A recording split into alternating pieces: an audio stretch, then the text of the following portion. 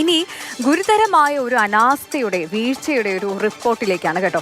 ഡൽഹിയിൽ നിന്ന് കാനഡയിലേക്കുള്ള സർവീസിന് ഉപയോഗിച്ച എയർക്രാഫ്റ്റ് മാറിയതോടെ വിമാനം തിരിച്ചു വിളിച്ച എയർ ഇന്ത്യ 4 മണിക്കൂർ പറന്ന വിമാനത്തിന് വാൻകൂവിൽ ലാൻഡിംഗ് നിഷേധിച്ചതോടെയാണ് ചൈനയുടെ വ്യോമാതിർത്തിയിൽ നിന്ന് വിമാനം തിരിച്ചു പറന്നത്. സംഭവത്തിൽ എയർ ഇന്ത്യ ഖേദം പ്രകടിപ്പിക്കുകയും ഇന്നലെ യാത്രക്കാർക്കായി വേറെ വിമാനത്തിൽ സർവീസ് നടത്തുകയും ഒക്കെ ചെയ്തു. മനുഷ്യജീവന്റെ സുരക്ഷ സംബന്ധിക്കുന്ന വിഷയമായതിനാൽ തന്നെ വ്യോമയാന മേഖലയിലെ പിഴവുകൾ എക്കാലവും ക്ഷമിച്ചുവിടാൻ കഴിയാത്തവയാണ്. അത്തരമൊരു അബദ്ധമാണ് എയർ ഇന്ത്യ വ്യാഴാഴ്ച ചെയ്തത്. രാവിലെ 11:30 150-ലേറെ യാത്രക്കാരുമായാണ് എയർ ഇന്ത്യയുടെ AI-185 ഡൽഹി അന്താരാഷ്ട്ര വിമാനത്താവളത്തിൽ നിന്ന് പറന്നുയർന്നത്. കാനഡയിലെ വാൻകൂവ് ലക്ഷ്യം വെച്ച് ആരംഭിച്ച യാത്ര 4 മണിക്കൂർ നീണ്ട പറക്കലിന്റെ ഭാഗമായി ചൈനീസ് വ്യോമാതിർത്തിയിൽ പ്രവേശിച്ചു. അപ്പോഴാണ് എയർക്രാഫ്റ്റ് മാറിയത് എയർ ഇന്ത്യക്ക് വെല്ലുവിളിയായത്. സാധാരണ ഇത്തരം സർവീസുകൾക്ക് എയർ ഇന്ത്യ ഉപയോഗിക്കുന്ന ബോയിങ് 777-ന്റെ ER-300 എന്ന വിഭാഗത്തിൽപ്പെടുന്ന വിമാനമാണ്. എന്നാൽ ഇത്തവണ സർവീസിന് ഉപയോഗിച്ചതാകട്ടെ ബോയിങ്ങിന്റെ തന്നെ LR-200 വിമാനവും. പിഴവ് ചൂണ്ടിക്കാട്ടിയ എയർ ട്രാഫിക് കൺട്രോൾ എയർക്രാഫ്റ്റിന് വാൻകൂവിൽ ലാൻഡിംഗ് അനുവദിക്കില്ല എന്ന് വ്യക്തമാക്കി. സാഹചര്യം പ്രതികൂലമായതോടെ യാത്രക്കാരുമായി വിമാനം പുറപ്പെട്ട ഡൽഹിയിലേക്ക് തന്നെ മടങ്ങി. 1 മണിക്കൂർ പറക്കലിന് 9 ടൺ ഇന്ധനമാണ് ബോയിങ്ങിന് ആവശ്യമായി വരുന്നത്. ഇതിനോടകം തന്നെ 8 മണിക്കൂർ പറന്ന വിമാനം കമ്പനിക്ക് വരുത്തിയ ചെലവും വലുതാണ്. തിരിച്ചിറക്കിയ വിമാനത്തിലുണ്ടായിരുന്നവരെ താമസ സൗകര്യം ഒരുക്കി നൽകിയ എയർ ഇന്ത്യ പിറ്റേന്ന് വേറൊരു വിമാനത്തിൽ ലക്ഷ്യസ്ഥാനത്തെത്തിച്ചു.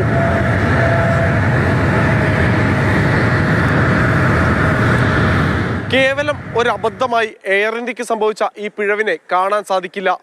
എങ്കിലും ഈ അബദ്ധത്തിന് വലിയ വില എയർ ഇന്ത്യ നൽകേണ്ടി വന്നു. ക്യാമറാമാൻ സ്റ്റീഫൻ മാത്യുവിനൊപ്പം വിഷ്ണുപ്രസാദ്, മാതൃഭൂമി ന്യൂസ്, ഡൽഹി. വിഷ്ണുപ്രസാദ് തന്നെ നമുക്കൊപ്പം ചേരുകയാണ്. വിഷ്ണു, ഈ അടുത്തിടെ നമ്മുടെ രാജ്യത്തുണ്ടായ വിമാനാപകടങ്ങൾ നമ്മൾ നടുക്കത്തോടെ ഞെട്ടലോടെയാണ് ആ വാർത്തകൾ കേട്ടതും നമ്മൾ അതൊക്കെ കണ്ടതും അല്ലേ? അപ്പോൾ ഇങ്ങനെ ഉണ്ടാവുന്ന ഗുരുതര വീഴ്ചകളൊക്കെ ഒരു ക്ഷമാപണം പറഞ്ഞതുകൊണ്ട് മാറുന്നതല്ല. വലിയൊരു അനാസ്ഥ, ഗുരുതരമായ ഒരു സംഭവം. ഇത് എങ്ങനെയാണ് ഉണ്ടായത്? എന്താണ് സംഭവിച്ചത്?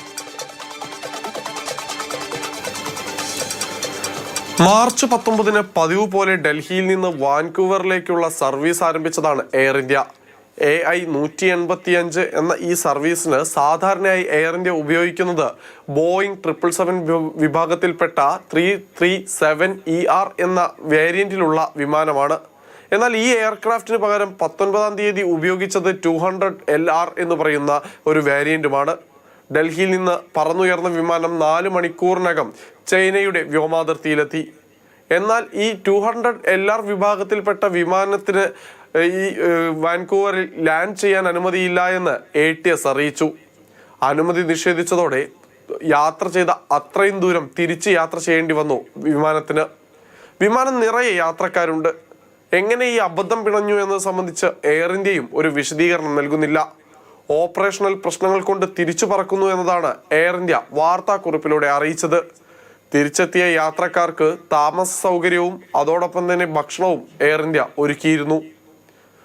ആദ്യമായാണ് എയർ ഇന്ത്യയുടെ ഭാഗത്തു നിന്ന് വിമാനം അഥവാ എയർക്രാഫ്റ്റ് തന്നെ മാറിപ്പോകുന്ന ഒരു സംഭവം ഉണ്ടാകുന്നത്. അന്താരാഷ്ട്ര സർവീസിന് ഉപയോഗിക്കുന്ന ബോയിങ് 777 വിമാനം 1 മണിക്കൂർ പറക്കണമെങ്കിൽ 8 മുതൽ 9 ടൺ വരെ വിമാനത്തിന്റെ ഇന്ധനം ചിലവാകും.